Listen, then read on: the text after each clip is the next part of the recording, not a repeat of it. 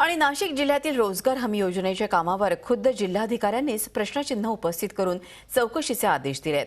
मात्र ज्यांच्याकडे रोजगार हमी योजनेचं खातं आहे त्या नितीन राऊत यांना जिल्ह्यातील कामांचा आढावा बैठकीनंतरही काहीच माहिती नसल्याचं समोर आलंय। त्यामुळे बैठका आणि चौकशीचा फार्स तरी कशाला असा सवाल उपस्थित होतोय।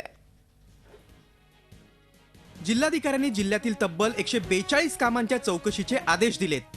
या कामांमध्ये अनियमितता आणि गैरव्यवहार झाल्याचा संशय व्यक्त करण्यात आलाय।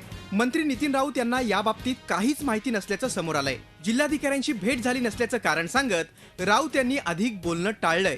ज्या चौकशा लावल्या जातात कामाच्या बाबतीमध्ये, ज्या ठिकाणी सोशल ऑडिट करायचं असतं, आपलं ॲसेट क्रिएशन झालं की नाही या सगळ्या माहिती घ्यायची असतं, तर बरेचदा ती माहिती ॲप्रोप्रिएट फॉर्मॅटमध्ये येत नाही, तर मग ती त्यासाठी चौकशी वगैरे लावली जाते।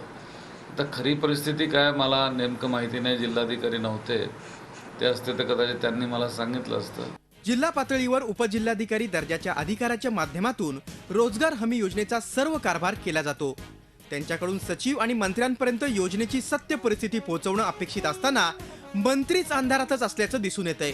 प्रशासकीय यंत्रणेतील या भोंगळ कारभाराबाबत सर्वत्र आश्चर्य व्यक्त केलं जात असून सखोल चौकशीची मागणी होते। परंतु चौकशी अंती जे काही माझ्यासमोर प्रस्ताव येईल, जर कोणी चुकीचं केलं असेल तर आम्ही त्याला सोडणार सुद्धा नाही, त्यावर कारवाई होईल। रोजगार हमीतल्या सर्व कामांमध्ये सर्वत्र जे काही भ्रष्टाचार होत असतील त्याची पूर्ण चौकशी झाली पाहिजे।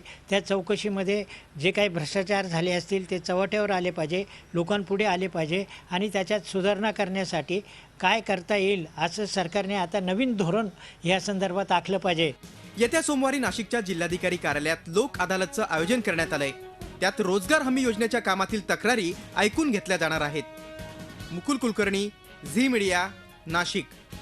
झी 24 तास, एक पाऊल पुढे।